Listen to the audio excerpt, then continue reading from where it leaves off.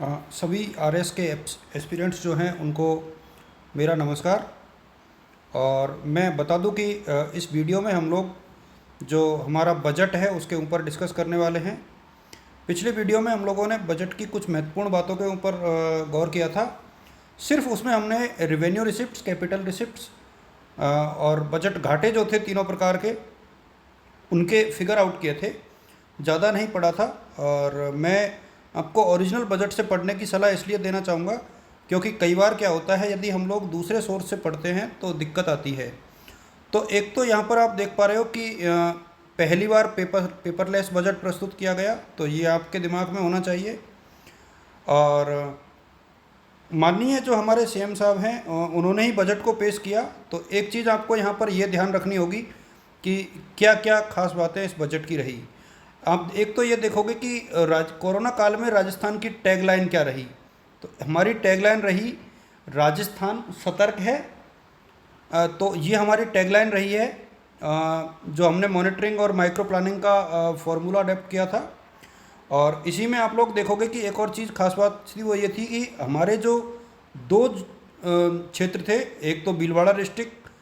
तो भीलवाड़ा डिस्ट्रिक्ट जो था हमारा पहले चरण में, पहले फेज में, कोरोना की पहली लहर में, और रामगंज मंडी का जो मॉडल था, रामगंज जो जयपुर का एरिया है, वहाँ का जो सेकंड वेव आई थी कोरोना की, तो वहाँ ये इनका प्रबंधन पूरे देश भर में और अंतर्राष्ट्रीय स्तर पर सराहा गया, और जिसका उल्लेख बजट भाषण में माननीय सीएम साहब ने किया है। तो इस प्रकार से मैं यहाँ पर पूरे बजट की जो मुख्य मुख्य बातें हैं वही आप लोगों के साथ शेयर करूँगा। एक यहाँ पर आपको ये ध्यान रखना है कि जो सीएम साहब ने उल्लेख किया है, ये आप देख पा रहे हो कि इंदिरा गांधी जो शहरी क्रेडिट कार्ड योजना है, इसके बारे में आपको अच्छे से देखना है।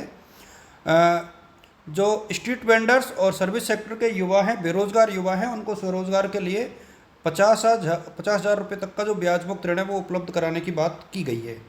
तो यहाँ से आपको ये पढ़ना है।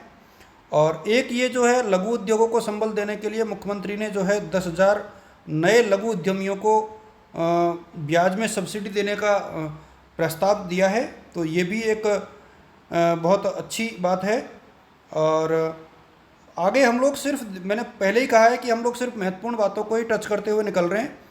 ये आपको ध्यान रखना है, ये बहुत इम्पोर्टेंट है कि नरेगा के अंतर्गत 200 दिवस का रोज़गार उपलब्ध कराने की बात जो है की गई है यहाँ पर। और ये कितना इम्पोर्टेंट बन जाएगा इसका आपको पता लगेगा।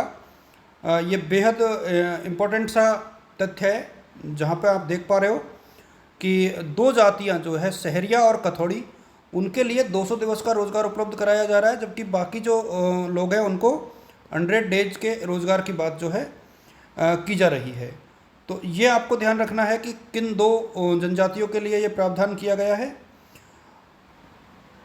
और राजस्थान के मुख्यमंत्री महोदय ने यहाँ पर एक और काम किया है कि पहला सुख निरोगी काया की अवधारणा पर काम करते हुए कुछ योजनाएं जो हैं जिनके ऊपर फोकस किया गया है।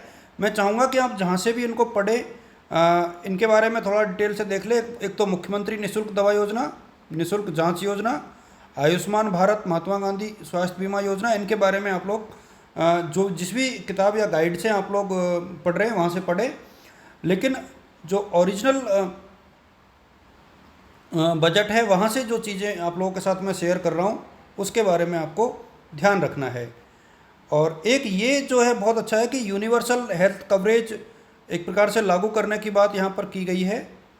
और इसके लिए 3,500 करोड़ की लागत से प्रदेश में जो है यूनिवर्सल हेल्थ कवरेज की बात करते हुए जो है आयुष्मान भारत महात्मा गांधी राजस्थान स्वास्थ्य बीमा योजना जो है शुरू कर दी गई है। RS राजस्थान जो हेल्थ इंश्योरेंस योजना है वो चालू कर दी गई है, और 5 लाख रुपए तक की चिकित्सा सुविधा जो है कैशलेस करने का प्रावधान इसके अंतर्गत किया गया है। ये बहुत महत्वपूर्ण है। और एक ये बहुत इम्पोर्टेंट सा फैक्ट है यहाँ पर कि राजस्थान जो है देश का ऐसा पहला राज्य बनने जा रहा है जिसके प्रत्येक जिला मुख्यालय पर मेडिकल कॉलेज होगा। वर्तमान में जो है 8 जिलों में तो नर्सिंग महाविद्यालय ऑलरेडी हैं, और बाकी में जो है जिला मुख्यालयों पर नर्सिंग कॉलेजों की स्थापना की बात जो है की जा रही है। अब आपके दिमाग में एक तो ये होनी चाहिए कि अभी हाल ही में जो है कहाँ पर प्रधानमंत्री जी ने 4 जो मेडिकल कॉलेज हैं उन्हें खोलने का काम किया है। तो ये आपको ध्यान रखना है, ध्यान रहे ये बहुत बड़ा है, इसमें सारी चीज़ें अपने काम की नहीं है, ना ही ये एग्ज़ाम में आएंगी। तो जैसे ये इतना ढेर सारा है और आपको ये स्किप करते हुए निकल जाना है, तय मान के चलें कि ये नहीं पूछा जाएगा। राजस्थान राज्य अनुसंधान आयुष अनुसंधान केंद्र की स्थापना कहाँ की जाएगी? तो एक क्वेश्चन आपको यहाँ से भी आ सकता है। अजमेर में राजस्थान राज्य आयुष अनुसंधान केंद्र की जो स्थापना है वो की जाएगी। एक क्वेश्चन आपका यहाँ से बनता है। जितने भी इम्पोर्टेंट चीज़ें हैं वो मैं आप लोगों के साथ डिस्कस कर रहा हूँ। और एक ये जो है ये बहुत इम्पोर्टेंट है कि जो 21वें नंबर पर दिया हुआ है, कोविड महामारी के अनुभव को देखते हुए एक ही छत के नीचे जो विभिन्न बीमारियां हैं जिसमें मलेरिया है, डेंगू है, टाइफाइड, इनके लिए institute of tropical medicine and virology की स्थापना कहाँ की जाएगी? तो ये जयपुर में करने का प्रावधान है। Institute of tropical medicine and virology ये जयपुर में है। और इसके अतिरिक्त जो है इंस्टीट्यूट ऑफ कार्डियोलॉजी यानी हृदय संस्थान जो है वो भी जयपुर में स्थापित किए जाने की संभावना है और स्थापना की जाएगी। तो यहाँ से इस फैक्ट को आप लोग अपने दिमाग में बैठा करके रखें। सिर्फ इम्पोर्टेंट चीज़ें ही हम डिस्कस कर रहे हैं जो कि आपके एग्ज़ाम के हिसाब से ज़रूरी है। और एक रीजनल कैंसर जो इंस्टीट्यूट है वो कहाँ पर स्थापित होगा इसके बारे में बात की गई है। तो ये आप देख पा रहे हो कि रीजनल जो कैंसर इंस्टीट्यूट है उसकी स्थापना जोधपुर में की जाएगी। इसके अतिरिक्त जोधपुर में ही एक Ummed post graduation institute for maternity and neonatology, ये बहुत ज़रूरी सा फैक्ट है। यहाँ पर आप देखोगे कि ये भी प्रदेश का एकमात्र अस्पताल होगा जहाँ राज्य में बच्चों और गर्भवती महिलाओं को बेहतरीन सुविधा दिलाने के लिए Ummed post graduate institute of maternity and neonatology संस्थान की स्थापना की बात जो है माननीय मुख्यमंत्री महोदय ने की है। इसके अतिरिक्त एक और चीज़ यहाँ पर यह है कि राजस्थान आयुष नीति जो है राजस्थान ने लागू की है और पहली बार ये हुआ है। इसमें आपको ये ध्यान रखना कि बीकानेर, भरतपुर, अजमेर, कोटा और सीकर ये 5 जगह जो है आयुर्वेद, योग और नेचुरोपैथी के जो इंटीग्रेटेड महाविद्यालय है उनको स्थापित करने की घोषणा जो है की गई है। तो ये आपको ध्यान रखना है, आयुर्वेद, योग और नेचुरोपैथी इन तीनों के 5 जगह खोलने की बात की गई है। आप नोट कर लेना इनको, जयपुर, बीकानेर, भरतपुर, अजमेर, कोटा और सीकर। इसके अतिरिक्त उदयपुर और जोधपुर में आप देख पा रहे हो योग और नेचुरोपैथी के कॉलेज भी खोले जाने की बात जो है की गई है। तो एक प्रकार से 7 जगह हो गए, लेकिन आपको अलग अलग ये याद रखना है, आयुष नीति के तहत ये किया गया है। इसके अलावा आप देखोगे कि मेडिकल के क्षेत्र में जितने भी काम किए गए हैं ये काफ़ी इम्पोर्टेंट है। इसके अतिरिक्त यहाँ पर एक चीज़ आप ये देखोगे, कई जगह ये पूछा गया है, पिछली एग्जाम्स में कई जगह पूछा गया है कि प्रदेशवासियों को जो शुद्ध और गुणवत्ता युक्त जो खाद्य सामग्री है उसको उपलब्ध कराने के लिए कौन सा अभियान चलाया गया है। तो शुद्ध के लिए युद्ध अभियान जो है यहाँ पर चलाया गया है और ये directorate of food and safety जो है उसके माध्यम से प्रदेश में संचालित किया जा रहा है। और हम लोग थोड़ा सा आगे बढ़ते हैं और ये सिलिकोसिस वाले को आप लोग थोड़ा सा ध्यान रखना। ये सिलिकोसिस जो बीमारी है ये खनन में काम करने वाले जो लोग होते हैं उनसे संबंधित है और उनके परिवारों को भी अब एक प्रकार से डीबीटी के दायरे में लाया गया है और ये माननीय मुख्यमंत्री जी ने एक संवेदनापूर्ण जो निर्णय है वो लिया गया है। इसके अतिरिक्त आप यहाँ पर देखोगे ये जो जीवन रक्षक योजना है इसका संबंध किससे है। तो JRY यहाँ पर यह कि यदि कोई भी व्यक्ति गंभीर रूप से घायल व्यक्ति को हॉस्पिटल में पहुँचा देता है तो उसको 5,000 रुपये और प्रशस्ति पत्र दिया जाएगा और घायल व्यक्ति का बिना किसी पहचान और पात्रता के चाहे वो किसी भी राज्य का हो, उसका इलाज सुनिश्चित किया जाएगा। तो ये बहुत अच्छी योजना है और आपको इसके बारे में पढ़ना चाहिए। जीवन रक्षक योजना JRY क्या है, इसके बारे में आपको और डिटेल जो है इकट्ठा कर लेनी चाहिए। ये भी आपके एग्ज़ाम के पॉइंट ऑफ व्यू से काफ़ी इम्पोर्टेंट क्वेश्चन बन जाता है।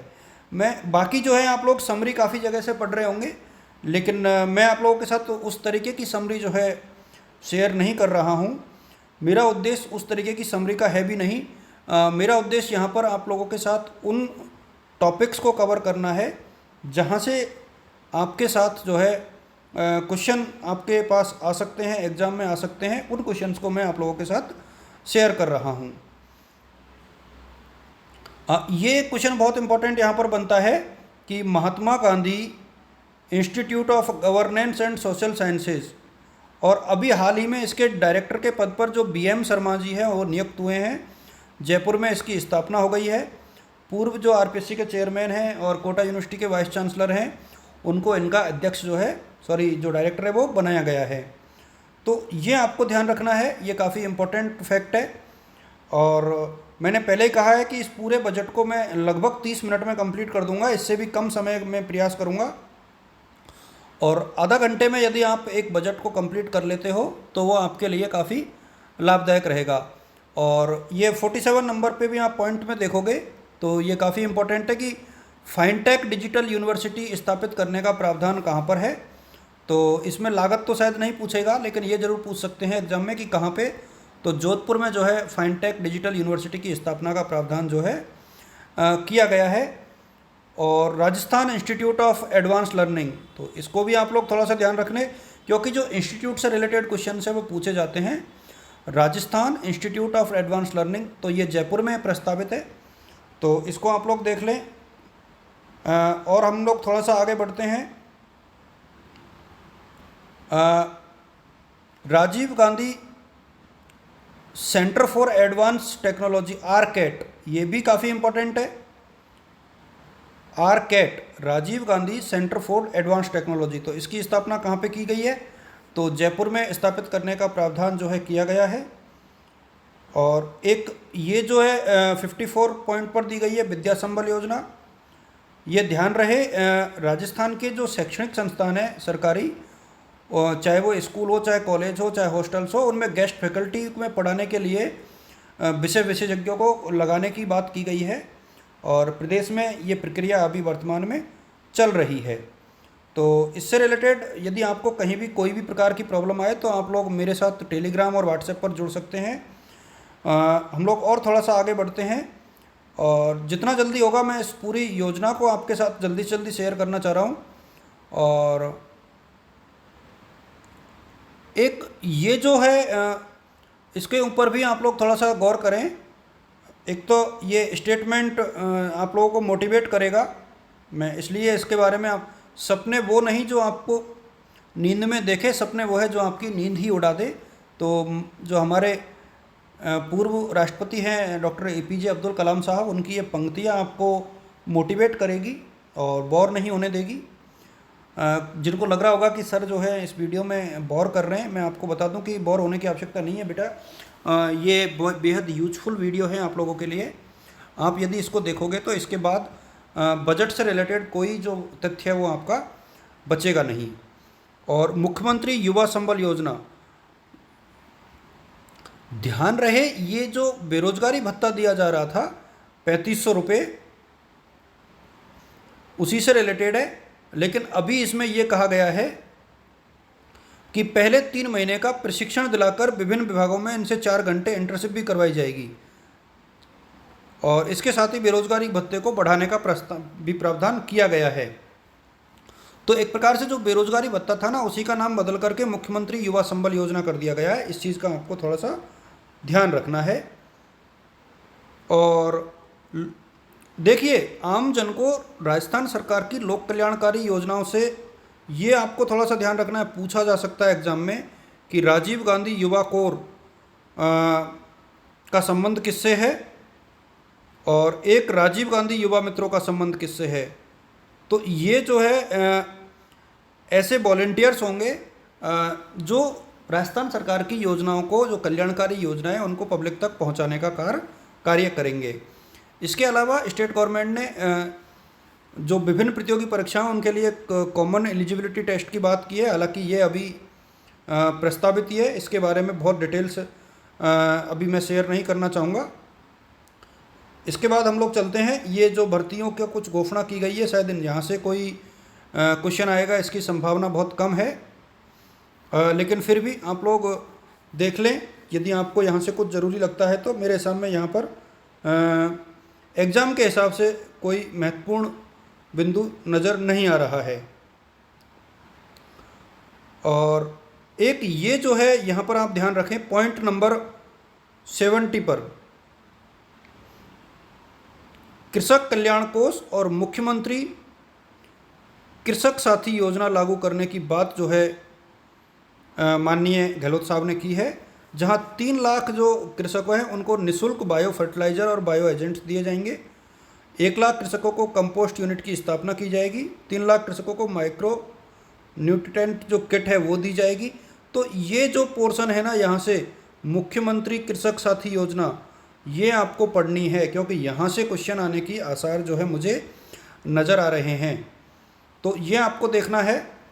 और यदि आपको लगता है कि ये प्रयास मेरा ठीक है तो आगे चल के मैं और कोशिश करूँगा कि इसको अच्छे से कंप्लीट करवाया जाए, और जो वीडियो है उसको आर्थिक समीक्षा का भी एक वीडियो जो है इसी प्रकार से बनाया जाए, क्योंकि मेरा उद्देश्य है कि हम लोग इस तरीके से इनको पढ़ें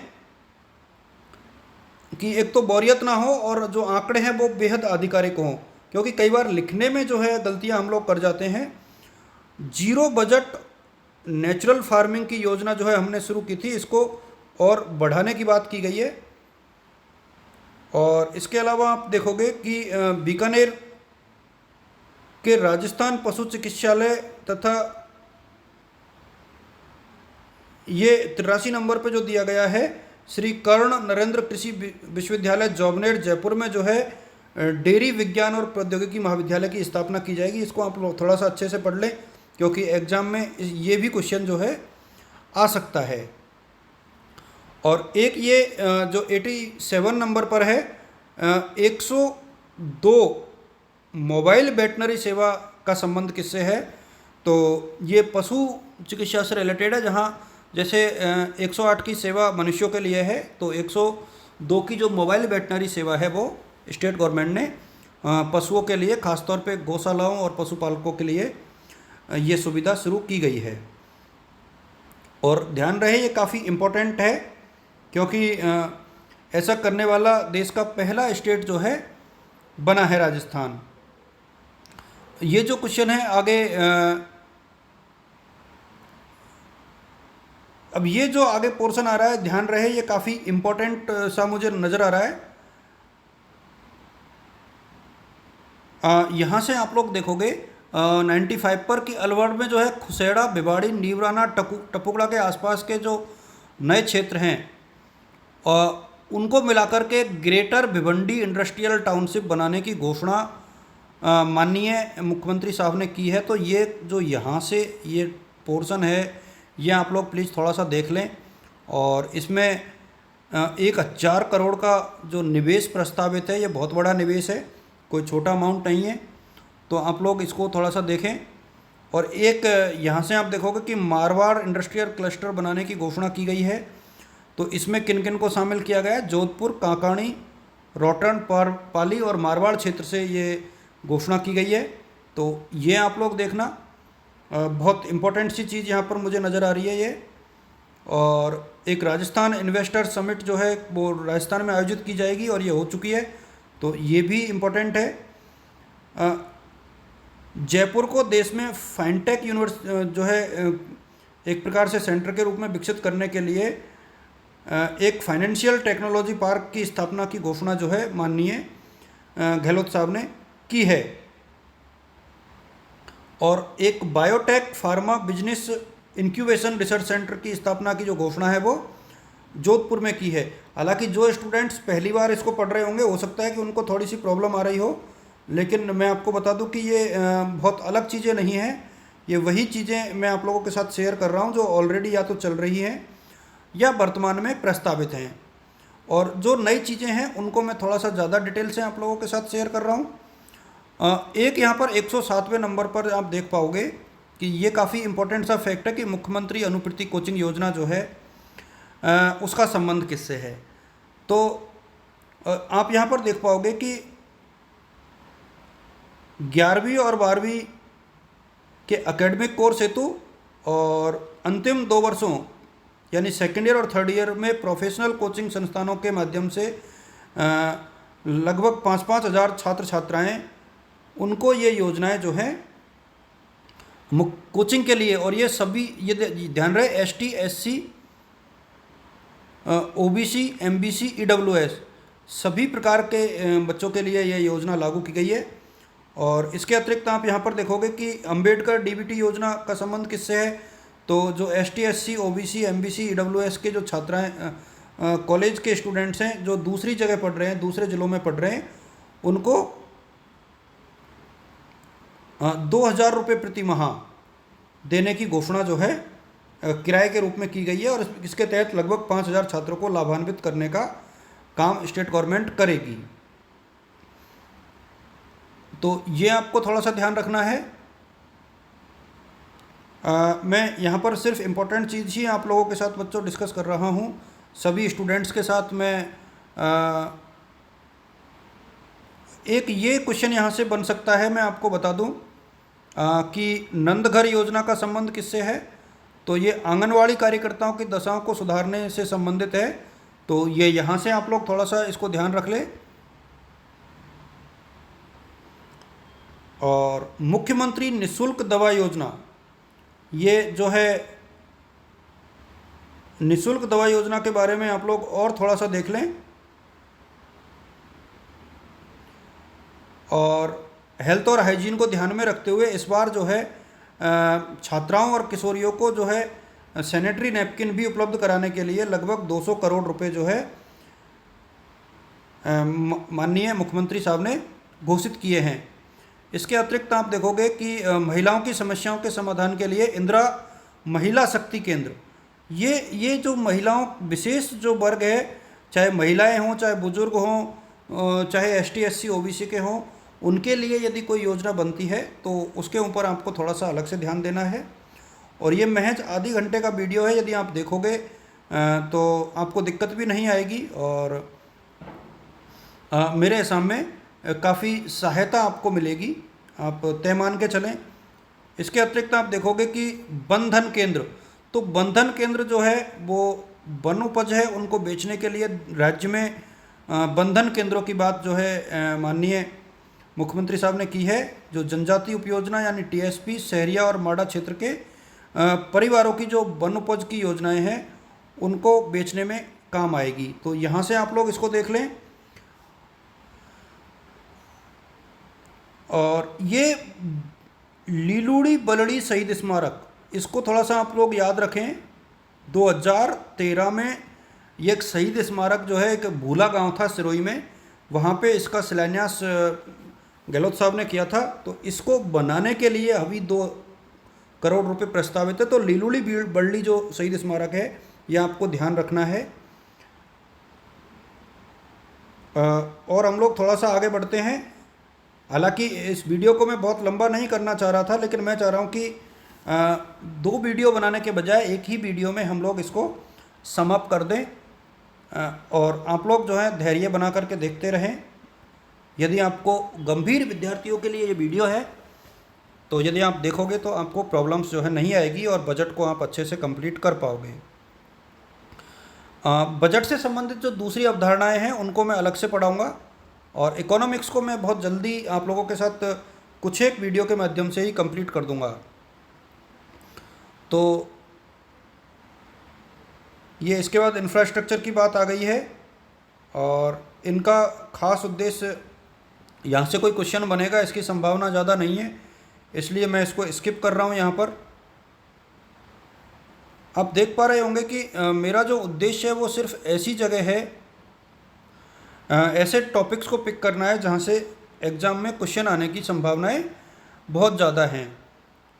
बाकी हम लोग उन्हें स्किप करते जा रहे हैं ऐसे टॉपिक्स को। जिनसे क्वेश्चन नहीं बन रहे हैं। ये आप लोग थोड़ा सा देख लें। ये जो जल जीवन मिशन के अंतर्गत कुछ बृहद परियोजनाओं को माननीय गहलोत साहब ने मंजूरी दी है। यहाँ से क्वेश्चन बनता है। जल जीवन मिशन के तहत लगभग 12 नवीन परियोजनाओं को मंजूरी दी है। तो इनके नाम आप यदि याद रखोगे तो ज़्यादा अच्छा रहेगा। जैसे बहर हरलाया परियोजना कहाँ पे है, तो ये आप देखोगे कि दोनों ही जोधपुर में है।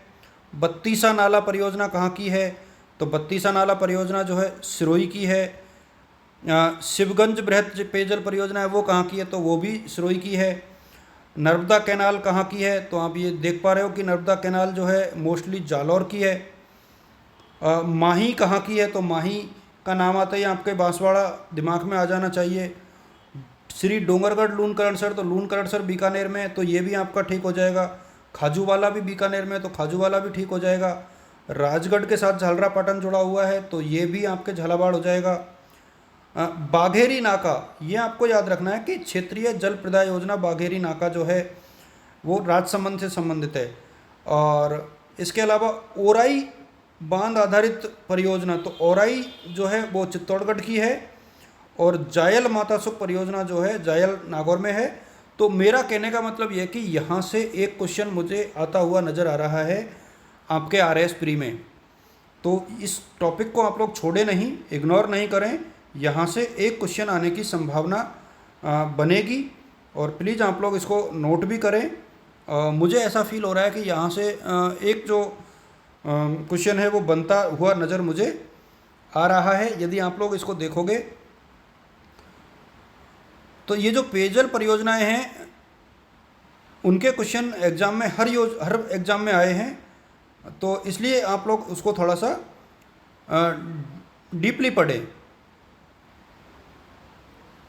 और हम लोग थोड़ा सा आगे बढ़ रहे हैं। यदि आपको लगता है कि ये वीडियो बड़ा हो रहा है तो हो सकता है कि ये अभी 27 मिनट का हो गया है और 40 मिनट के आसपास ये हो, लेकिन हम लोग इसमें अधूरा नहीं, मैं नहीं छोड़ना चाह रहा हूँ और इसको मैं कंप्लीट करने का प्रयास जो है कर रहा हूँ। देखिए ऊर्जा नीति, यहाँ पर आप एक क्वेश्चन ये देख पा रहे हो कि ऊर्जा नीति जो है 2021 से 50 की नीति जो है जारी की जाएगी। और एक आप यहाँ पर देख पा रहे हो कि प्रदेश में जो है सौर ऊर्जा और पवन ऊर्जा दोनों की स्थिति काफ़ी अच्छी है। और इन आंकड़ों को हम आगे बढ़ाते हुए और मैं थोड़ा सा आगे बढ़ना चाहूँगा। एक क्वेश्चन आप लोग यहाँ से इसको याद रखें कि ताल छापर अभ्यारण्य जो चूरू में है वहाँ वन्य जीव प्रबंधन प्रशिक्षण केंद्र स्थापित किया जाएगा। तो ये इंपॉर्टेंट क्वेश्चन यहाँ से बनता है। और एक जोधपुर में 8 मील पर स्थित वन विभाग की भूमि पर यह आप देखोगे कि एक पद्मश्री कैलाश साखला स्मृति वन कहाँ स्थापित किया जाएगा। पद्मश्री कैलाश साखला स्मृति वन कहाँ पर स्थापित किया जाएगा, तो जोधपुर में। ये क्वेश्चन यहाँ से बनता है।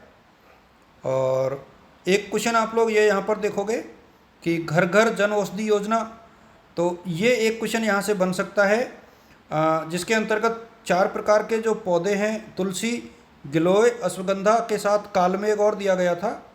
उल्लेख इसमें नहीं है, लेकिन मैं आपको बता दूं कि मैं इस योजना को लागू करवाने में मेरा भी थोड़ा सा योगदान रहा है। और राजकीय कला कन्या महाविद्यालय की तरफ से मैंने भी 1000 जो पौधे हैं उनका वितरण अपने NSS के बच्चों के माध्यम से कोटा में करवाया है। औषधीय प्लांट से रिलेटेड ये योजना है। और हम लोग थोड़ा सा आगे बढ़ते हैं।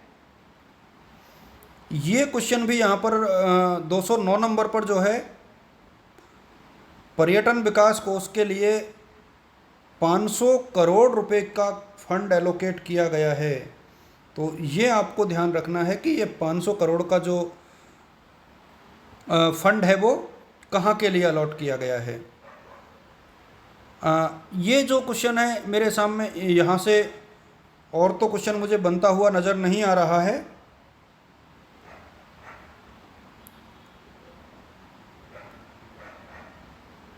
ये क्वेश्चन यहाँ से एक और क्वेश्चन यहाँ पर बन सकता है, वो ये है कि ढोला मारू टूरिस्ट कॉम्प्लेक्स बनाने की घोषणा कहाँ पे की गई है?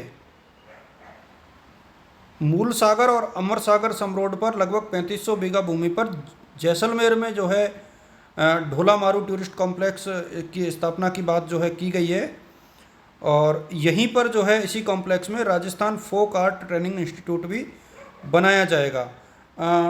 देखिए, कुछ बच्चों को ये लगता है कि सर इससे मैं यदि इसको रिटर्न में दे देता तो शायद आपको ज़्यादा हेल्प मिलती, लेकिन मेरा ये मानना है कि आप लोग यदि ओरिजिनल से पढ़ोगे तो आपको ज़्यादा हेल्प मिलेगी। यदि आपके पास ओरिजिनल नहीं भी है तो भी आप इन पॉइंट्स को पढ़ते पढ़ते नोट कर सकते हो। और यदि आप लोग पढ़ते पढ़ते नोट करोगे तो कोई भी चीज़ आपको यहाँ पर टफ नहीं लगेगी और आप लोग आसानी से बजट से रिलेटेड जितनी भी बातें हैं वो ओरिजिनल यानी आंकड़ों की पूरी 100% शुद्धि के साथ आप लोग आंकड़ों को देख पाओगे। इसीलिए मेरा उद्देश्य ये है कि मैं आपको मूल जो बजट है उसी से आपको ये बजट का पोर्शन कंप्लीट कराऊं, और आप देख पा रहे हो कि मैंने उसी से इसे कंप्लीट कराने का प्रयास किया है।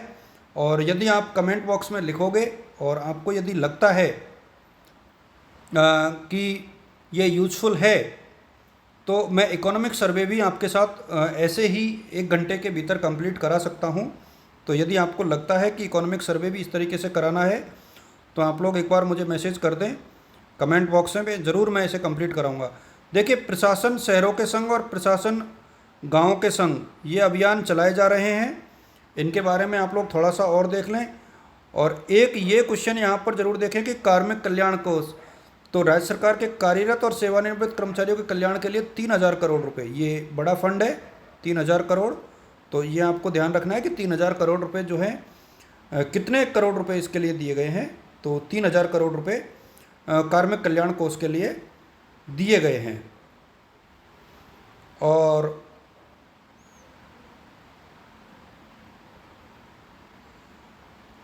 एक ये क्वेश्चन काफ़ी यहाँ पर ऐसी संस्थाओं को राज्य में कई जो संस्थानें हैं वो ऐसी हैं जो